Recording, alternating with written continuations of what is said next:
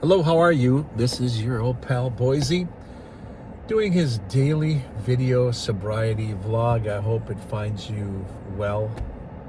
It's a Sunday, April 19th, 2026. I have been sober for 14,264 days. Yow. 39 years and 19 days. And the beat goes on. Dun, dun, dun, dun. The beat goes on. Today, I'm going to talk about patience, or sometimes with me, a lack of patience. As a matter of fact, I had such lack of patience to get on this topic of patience, I didn't even think I had the patience to put it together to talk about the patience. That's how impatient I can be. I'm sure you can be that way sometimes too. Sometimes I'm impatient with people that are around me that actually tap into some of my energy or tap into my time and basically waste my time. And I've got this goofy thing, you'll probably hear me say it from time to time. I call it the Sinatra rule.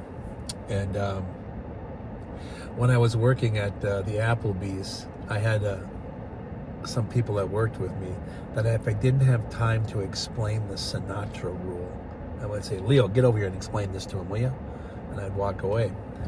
And he would just simply say, you know, Frank Sinatra, he lived to be in his 80s, and he quit. He hasn't quit smoking, he hasn't quit drinking, and he hasn't quit womanizing, and he's still singing and doing his thing until he died. Boise's been sober now, and he just wants to live as long as Frank Sinatra because he's given up the drinking, the drugs, the late nights, the womanizing, and he just wants to make sure he gets as much time as Sinatra. Otherwise, he completely feel ripped off, and he doesn't feel that he has a lot of time to get to that age.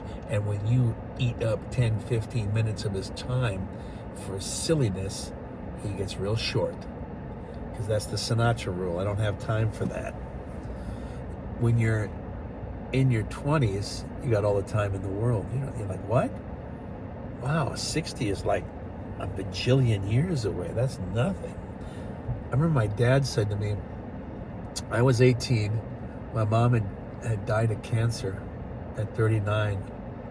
And I said, Dad, why don't you have life insurance?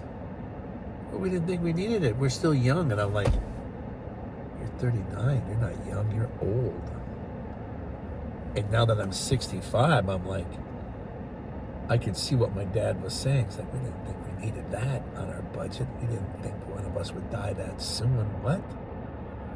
And to prove that point, I got insurance then on me and my wife. And it was a 20-year policy. I said, now I got it covered. And now the policy's done like when I turned 62 or something like that.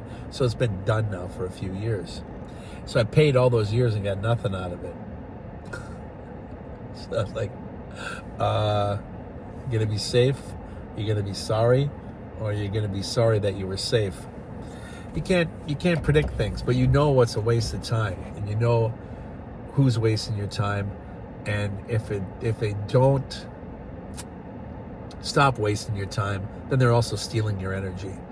Now, it's tough if it's a loved one. It's tough if it's a family member.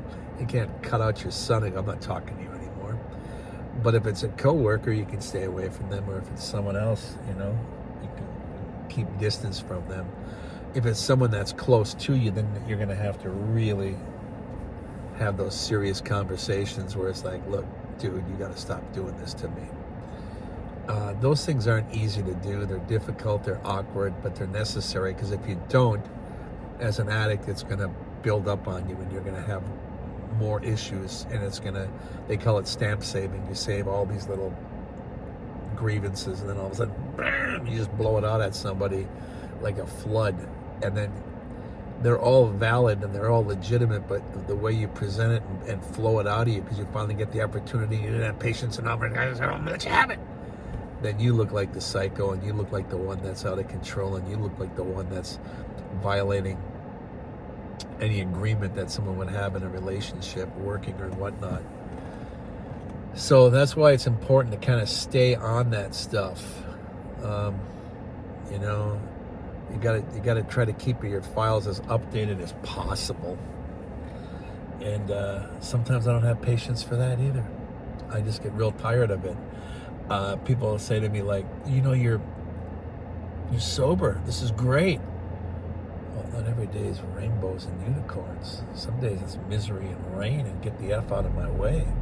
So, sorry if I broke that illusion on you, but you already been living your life before, during, and after your peak of your addiction. I think you should already have got the theme already of how life can really crap on you, and you just got to get up and keep going.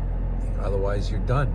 You know, you don't really have a choice at that point, but you do have a choice of keeping some of the barriers and stumbles and the speed bumps out of your way if they happen to be people you know, because they're not coming to your aid as far as your sobriety and your life. They're actually just running you in the ground, and that's just, quite frankly, that's just no way to live. And sometimes you have to lighten your load, you know. I tell people, it's like, you know, I get rid of stuff, and I'm in a hot air balloon and I'm trying to get over the Continental Divide, over the Rocky Mountains, trying to get over, and I cut things out. Like right now, I'm wanting to get rid of my music collection and my art collection, and people say, well, why? And I said, you've been here, right? You know what I have? I'm not impressing you anymore.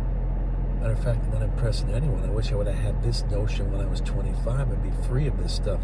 Now I feel like Jacob Marley, and I'm hooked up to all my possessions, coming back to Ebenezer Scrooge going, this is going to be your life. And you're chained to all your possessions and all the things you wanted to hang on to as a greedy person. And when you collect, you know, you do it because you love something, but after a while it can become an obsession too. And I got a music room. I got a room that's full of music, albums, CDs, and I haven't been in that room maybe in 3 years in my house, in my own house. So, you know, it's like time to get rid of it, time to cut the cord, and someone else will appreciate it, and I can do it that way. They're talking about some of the people in the Temple of Sobriety that we sell my music, and then I donate the money that I make for that to the Temple of Sobriety for the outreach program. I thought that's perfect, because music is what keeps us alive and keeps us remembering things, and they're important markers in our lives. So I want to do that, probably set that up with some of the people I work with. I'm not going to do it myself. I'm not going to put it on catalog, and I'm not going to ship it, and I'm not going to do any of that. Someone else can do it, and they can just get the money for it, and the temple can profit from that, and I can lighten my load, because it's just time to get rid of certain things. You just feel like you don't need something anymore. You shouldn't just hang on to it just because you think you should. Even if it's been with you for a long time. My music's been with me since I was 4. The first album I got, rock and roll album, was Meet the Beatles. When I was a kid, I guess I was about 3 going on 4. And at the end of the checkout lanes at Piggly Wiggly's in Woodlands, and not the Woodlands in Houston here, there's the Woodlands in Duluth, Minnesota. I saw the Beatle record, and I knew who they were because I saw things on TV and stuff, and I'm like, there was a buzz about the Beatles, and you'd hear it on the AM radio. And if you bought $20 worth of groceries, you get a free album. Now that's just like, wow, $20. Now I went ahead and I Googled the inflation price. That's $160 worth of groceries to get a record. So it's a lot of money back then too. And that's the first record I got. There ain't much left to it. It's been played on my little tiny kid record player into my good stereos, and I had to replace it. And it's like the album cover, the back cover is ripped and the front cover is ripped, and the album, it looks like the grooves are going in and out instead of round and round. It's just hacked. But I keep it because it's my first record. But it's been with me, music's been with me since I was 4. So now I'm 65, getting rid of it. So, 61 years? Jesus. It's a long time. Time to cut the cord, time to cut it loose, time to go on to my next chapter and not carry so much with me and be able to, donate that stuff. So that's what I'm planning on doing through the help of the temple. But I guess I don't have patience for that. Sometimes I don't have patience to straighten out my own house, and it takes me longer than I should physically straighten and clean my house, or just emotionally rearranging the toys in the attic, as Aerosmith would say. But you look at your reaction, you see what you do, you live with it. Do you want to change it? You make the effort to change things. It's very important that you do things in that manner. And, you're in a group setting, you talk to the people in the group about things like that. And if you're not, you're talking about it with loved ones, or even just mulling over it yourself. Because we do a lot of thinking and talking to ourselves anyways, not so much in public. But though it looks like it is nowadays, because all you got to do is have an earpiece, and you can't tell if that person on the phone or is he having a psychotic episode. You really can't tell some days, can you? But so communication is the main thing. Even when you're talking to people, it gets something out of you. An expression, it could be frustration, it could be love, it could be a lot of things. And the irony of being on the phone and talking with someone, it's a great lifeline. I always thought it was interesting when someone's on the phone talking to someone, sitting next to someone who they're with, and they're not talking to them, when they could be talking to them instead of on the phone. You see little strange things like that all the time, and it's just kind of a curious thing that people do, and we're all guilty of it in some way, shape, or form. But we have to have patience with ourselves, patience with all that's around us, patience with what's going on. Matter of fact, Patience. It's a great song by Guns N' Roses too. But you have to have patience. It's important. Especially if you're a doctor. That's another case. A different kind of patience. But anyways, thank you for having the patience to deal with me and stopping in and talking with me and listening in. Give us a like and a subscribe and a comment. Let us know how you are doing personally yourself. I'd like to know. Patreon, please. And Venmo, Cash App, buy me a coffee, all that good stuff, the usual suspects, so that we can still continue with our outreach program. Thank you for joining us. Thank you for hanging around with me. Your time is very valuable, and know that I find that very touching, and I appreciate it a lot. And I hope that you find other people in your life that can spend 10, 15 minutes with you, so that you can get to the next level you need to get to as well. So I appreciate you being there, and I appreciate the comments and the kind words and encouragement. And I encourage you as well with my kind words the best I can.